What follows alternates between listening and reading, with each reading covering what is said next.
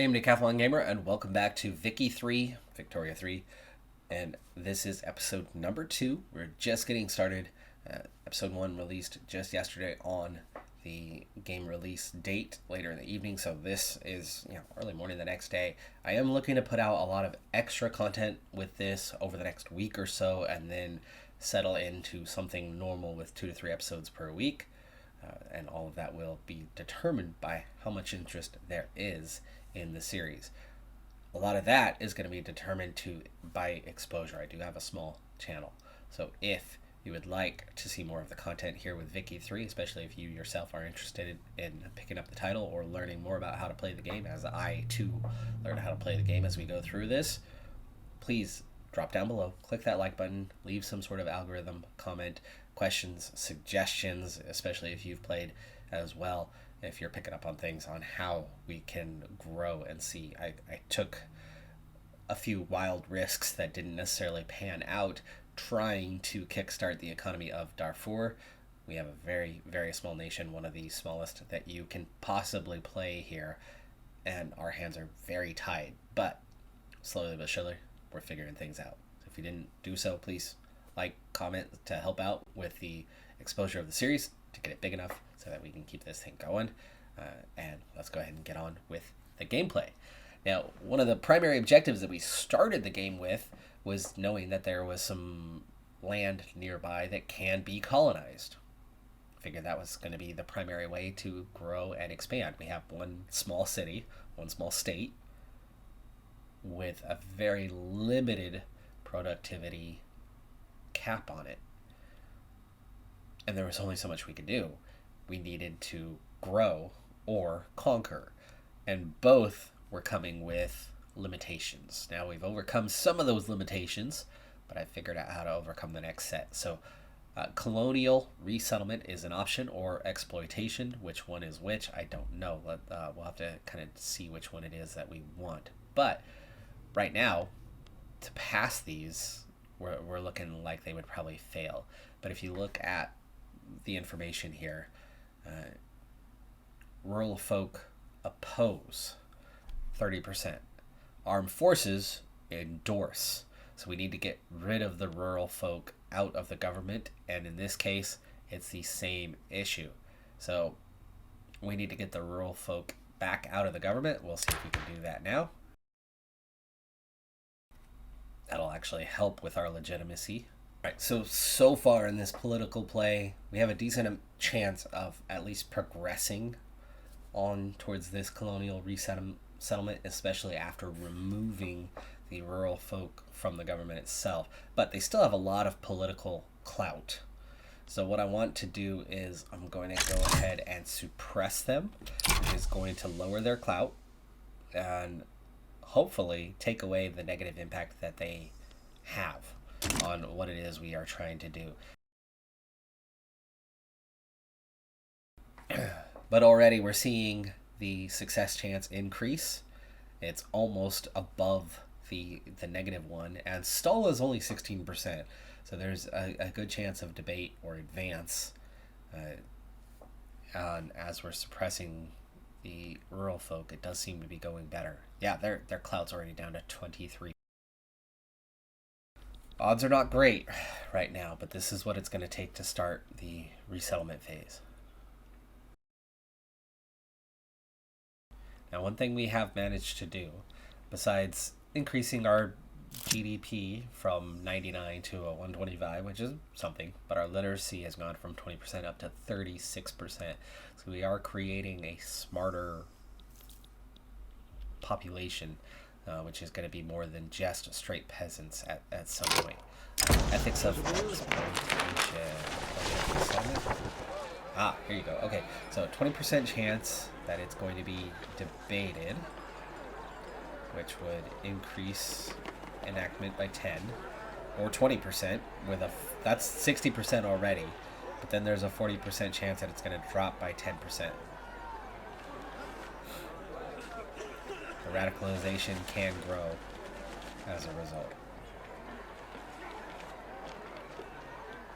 Or we can increase our odds of 75% success and lower the chance of failure down to just 25%. So failure 40%. I like the chances of 75% success. Okay, we gained 10%, so that's good. That was the more likely outcome under those circumstances, but we got away from the failure circumstances with that one. Stall is at 16%, but now the two most likely are to either advance it or succeed. And that's all we really have going at the moment, because growing our industry is another matter. I do wonder, the livestock ranches, when I went from 2 to 3, it improved a little bit, the productivity wise with it. So more was coming out of there, so it might not be a bad thing to forcibly expand, even though it's not great. But it's better than subsistence farming, even though we can't fully employ everyone. So we'll see what happens with 4, if that continues to show those positive growth signs. Alright, so we could gain some popularity for the interest group. This was the outcome for our checkpoint. Add 5% interest group pop attraction, which will grow that group and make them stronger, and add 10% to our success chance, putting us over 40%. Or we can just get 15%. I like the trade-off here. I like that you're strengthening a group that we want to see strengthened, and getting 10% out of it. I mean, the extra 5% certainly would have been nice, but so I think what that meant was our outcome was advance. So we got an advance tick that time through. Seems to be the case. I do really like that in this game, the map does update real time as you're going through things, and we grow and expand our production. It does show up on the map, and as we grow and expand our capital, it does show up. Like that is, I believe that's our university right there. Just about to tick through on the next one. Odds are definitely good. Let's hope for a positive. Okay, did not pass. Not pass that time, but what do we have?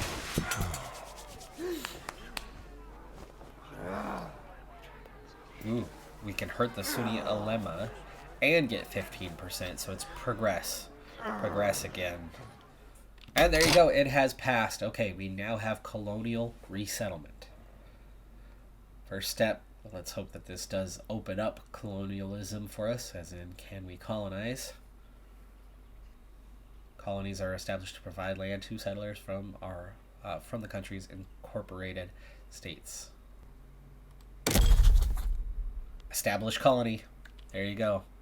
Establish colony level 1. And Equatoria, 4 states. Oh my, that's going to take a while though.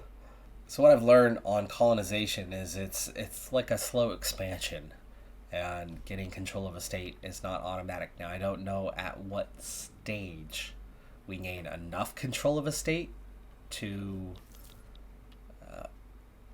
start doing things with it, but you can see here we at the moment are colonizing this area, and then growing and expanding into this area, and then this area, and so on and so forth. So we're slowly adding the Darfur area to our territory, bit by bit. And at some point, we'll have enough control of this state to start doing things like adding a logging camp. I'd love to add a logging camp, and no livestock ranches anytime soon. But there's a lot of other options here, which is why we're going for it. And yeah, really excited from it. Just right now, our colonization rate is really low. I have a feeling it has something to do with the fact that our population is so small. Ah, there you go. Okay. We do have something right now. The Darfuri Equatoria state in Darfur. Okay, so urban center, we have a logging camp that we could put in, and that is all available. Okay. We should probably start with the logging camp right away. We're definitely going to focus on this new state for the most part, but there's so much more happening here than in Darfur itself. So we didn't even need control of the larger state. You gain access to more of it as you expand into it. It looks like we have control of 2/5 of the infrastructure and a majority of the population already. All right, we have the logging camp, and it looks like it's profitable immediately. Local GDP, 13,000 and climbing. Overall, Darfur GDP jumped significantly since we started colonizing down here. We were at 127 last I had checked. All of a sudden, we're at 182. Literacy has also climbed another 5% or so. Minus 90% from malaria. So we want to figure out how to take care of malaria. But there are ways to combat malaria, I would imagine. Reserves are getting really low. This negative balance has been ongoing for a while. And this is mostly down to what we're doing here, as in colonizing, expanding, checking in on the budget. We do still have we could go very high taxes. It's going to hurt the legitimacy and could increase radicals even further, which is definitely not a good thing. We could try to lower military. It's going to hurt the approval a bit, but that would save us quite a bit of money. But it's only going to decrease cost by 165. There we go. Quinine.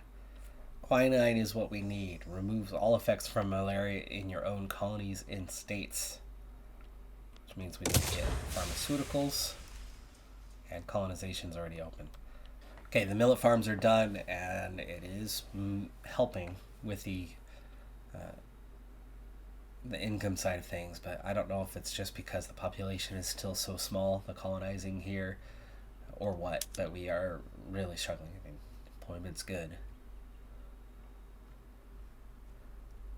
Balance is good, but you can see our money is getting just worse and worse and worse as we go along here. Alright, we're going to hurt our legitimacy, but we're going to have to increase the taxation level. Cut the government spending and the military spending. Oh, it's interest. Interest is what's driving the cost because we're taking out loans. So since we ran out of gold reserves, you can see the lower one here, as we ran out of gold reserves, we're taking out loans. And so we are paying interest. The interest is the majority of what's happening here. We have got to stop deficit spending here. I mean, we've really got to get out of this, so we're going to maximize things in the short term. That nearly gets us to a positive, and as we continue to grow, I would imagine we're going to employ more people and make better money, right?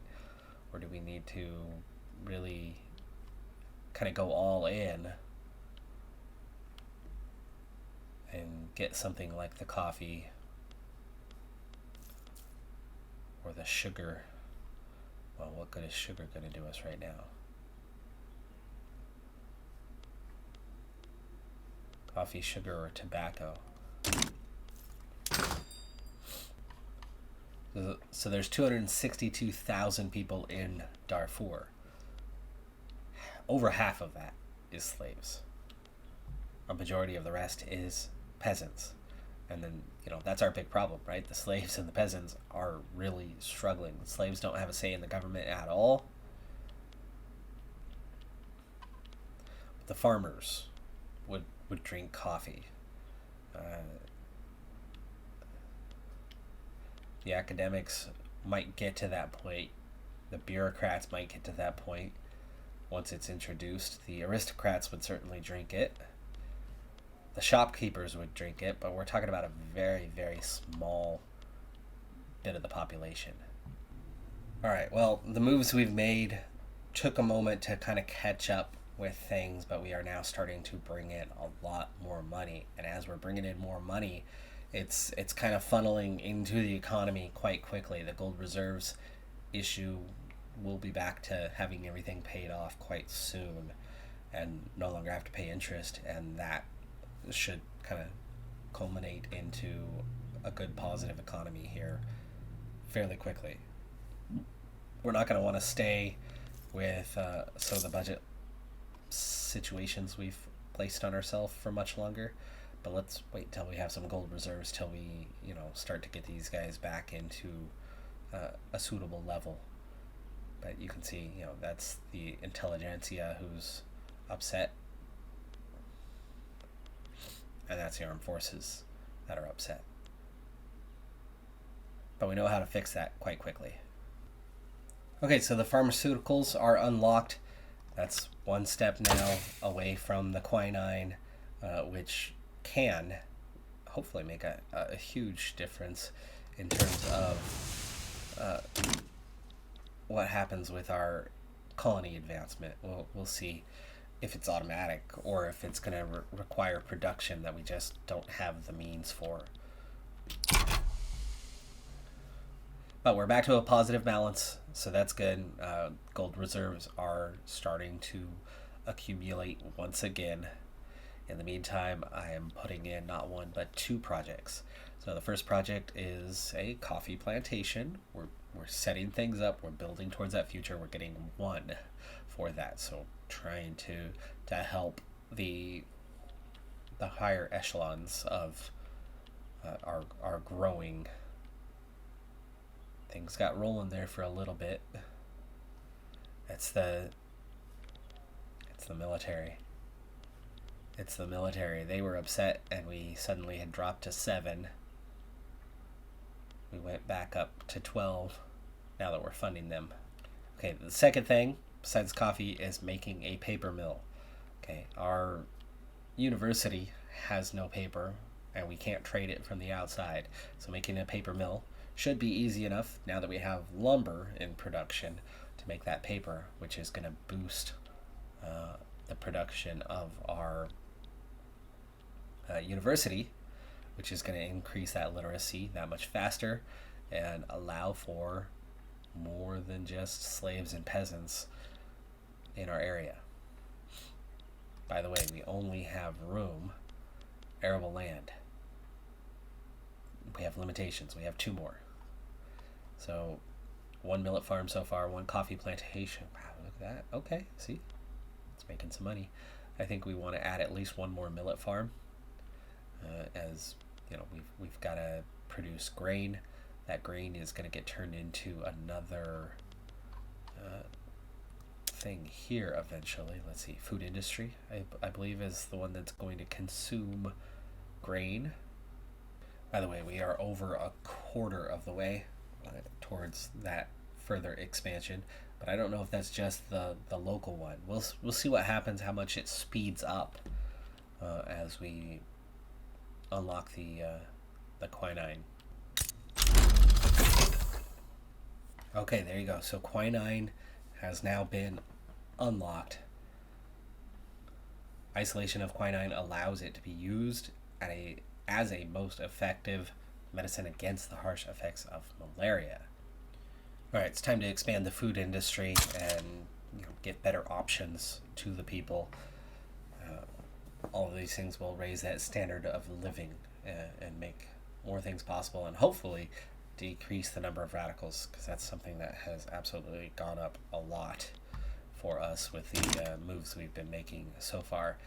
No sign of any malaria boost for us at this stage, so I don't know what it is we can do, but we're looking at a lot more arable land, more logging camps available as we grow and expand. But the next phase is still taking a long time. Maybe it'll be the next one that no longer has that issue now that we have the quinine, or the quinine is something that needs to be produced. We're just not making it as of yet, and we're over the top on infrastructure actually here, so we could use some more infrastructure right now. It is impacting things as a result. We could actually produce tools now now that we have the wood for that. But so much of this requires that wood, and we only have that one logging factory. And looking at that logging camp, right? Yeah, so right now we're only producing 21 wood. It's not enough for the ambitions we have. We're gonna have to let it grow a bit more. Now the infrastructure is a bit low. I think we are exceeding what we have. I don't know if I can boost infrastructure here. I don't think I can. We're going to give it a shot and add road maintenance to that new area. See, there you go. It did. It improved our infrastructure by one level. We've now used up all of our infrastructure here as we just finished that new food industry. So we'll see what that does for the economy. But the economy obviously is doing much better than what it was before. And our gold reserves are actually higher than they've ever been. Okay, so the quinine seems to be just a first step. Civilizing mission, and then malaria prevention comes later on. At the very least, we've done a couple things substantial. We've taken a GDP of under 100K and turned it into nearly 300K. Literacy has gone from 20% up to nearly 50. But we've got a ways to go yet on other things. I mean, we're clearly making gains. There's clearly plenty of work yet to do. I'm going to go ahead and start paying the government and military a little bit better than what we were, as our balance is much better than what it was. So we'll start getting things back in order here. But we're kind of hands tied at the moment as the infrastructure is used up, and as you start getting penalties as you go over. So we don't really want to go over. Railway and port, by the way, is the infrastructure we need. So port is not available to us because we are inland. So we need railways. It's not something we can produce yet, but that's something we need to look into research-wise. The malaria thing obviously is a big one, as so far this is all we've managed to do is get just this little bit forward. And we're only 200 days away now from our next phase here. Are we not facing we're not facing the penalty anymore? Okay, so the penalty has lifted. It just took a while, or is that? So we're going to enter another phase here in just a handful of months. Is that just a small expansion, though? I believe it might be. But it's going to continue on much faster now than what it was. Excited to see what happens with this. But like I said, I think it's only just a small territorial expansion in terms of colonialization. It will unlock maybe one more arable land. That might be it. But if we don't have the malaria penalty anymore, further expansions are going to go much faster. Much faster. Which means we finally are getting somewhere in 1870. I mean, we're 43 years into the game already. But it has grown now, so what do we have? The logging camp did not increase. We still only have one arable land. Railway is plus 20 to infrastructure. We do need coal and engines, which is not something we have available to us whatsoever. Alright, so we're learning colonization is possible, and it's certainly been beneficial, but at the same time we're learning that we, as a small nation, have significant limitations in doing so. You can see, the world's great colonizer in Great Britain just colonized 2 regions absurdly fast. And if they start coming through here, by the time we get 2 or 3 more, Great Britain could have the entire area colonized. And here they go into a 3rd one. Grain production is too low for the food industry, so we're going to need to, I guess, commit the other millet farm. Alright, so one thing we can do to help with that colonization is push our colonial affairs to a much higher level. We're at level 1 right now. We're going to try to push it all the way to level 3, which is going to take that 0.1 and, well, triple it. So the cost is going to be some bureaucracy, but that's not a problem. Okay, less than a month till we get our 3rd region, and and then the pace still isn't there. Oh, we're at 0.2 now. Okay, so it is at 0.2 now. The first upgrade is complete. Rubber plantation. Ooh. Okay, next phase, next incorporated area, which it's definitely starting to happen much faster now, is we're about to get the next one introduced. The rubber plantations aren't going to really do us any good because we are in an internal market. We have no trade, ingoing, outgoing, and so the rubber won't help. It'd be nice if we can get to a point where we can start to incorporate the state, but I think it's going to have to be pretty much fully colonized before that's going to happen. And meanwhile, Great Britain is just flying through this area here. They continue to expand very, very rapidly, and I have a feeling we're going to have a split state with them. And there you go. There is that next phase. So it's in. It's taking just now a year. So 1 year to add each new area in. So what do we have now? No new arable lands. New this time. Population currently stands at 23,000. It's growing, but not crazy. It's still very impoverished. Okay, well, with much more rapid growth, we'll hope for something from that. At the very least, we've figured out one thing here. Checking in on our population. How is it doing in Darfur itself? You can see we're now at 11.3, so we're getting up there, but it's still bad. I think the bold thing that we can do before the end of this playthrough is probably to try to abolish slavery and introduce that population into the larger population, bring them in, and go from there, because they're half the country, and where they do provide us the very, very cheap labor for us, we're not able to utilize. I don't know. And that turmoil part, I have a feeling a lot of that's still coming from the budget that we have. Yeah, lower legitimacy, more radicals. Oh, Krakatoa. Yeah, that's fine. That's not our area.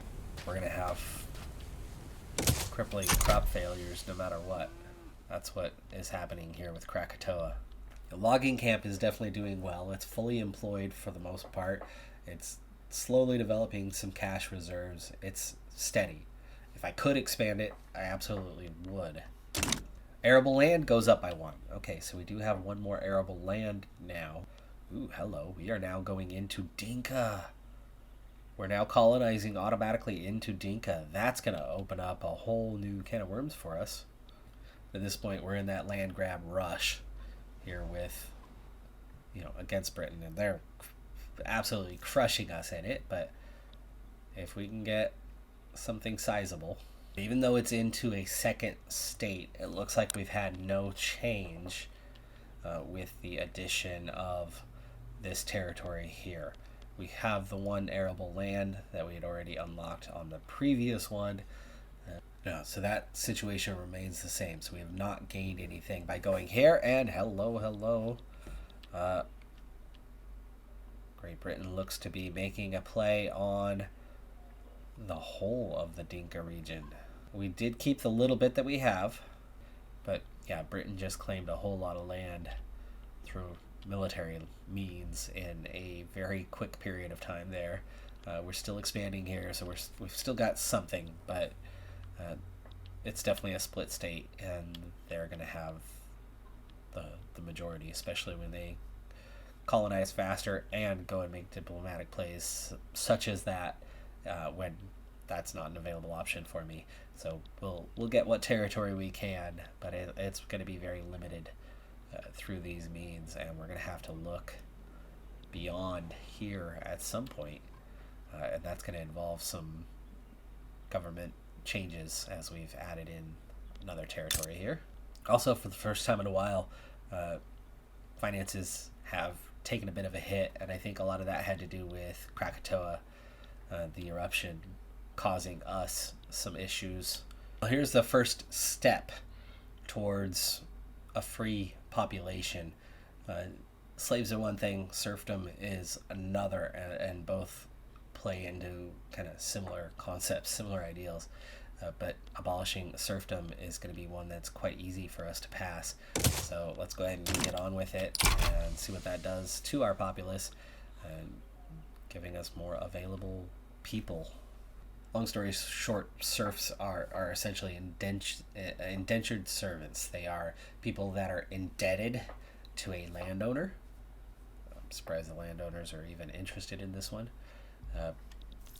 So usually it's a generational kind of thing. In medieval Europe, for example, where it's passed on generation to generation, that debt. So dad dies and still owed money to the landlord, then you continue to pay that debt. We'll get more, but not much. I'm thinking we're going to get just maybe this much more, and that's going to be about it before Britain claims all the rest of it. Don't have the political know-how as of yet to be interested in the Wadai or the Darul Kuti or the Azande area.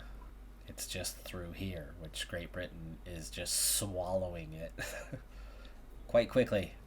Looks like they're swallowing this way too. They are expanding so fast. U.S. is now mostly the U.S. Mexico, nice pocket there in the heart of America. California is still theirs. Canada is united now. Scandinavia occupying all of here. North German Federation is coming together nicely. We have a Algerian aristocratic revolt right now in Algeria. New South Wales.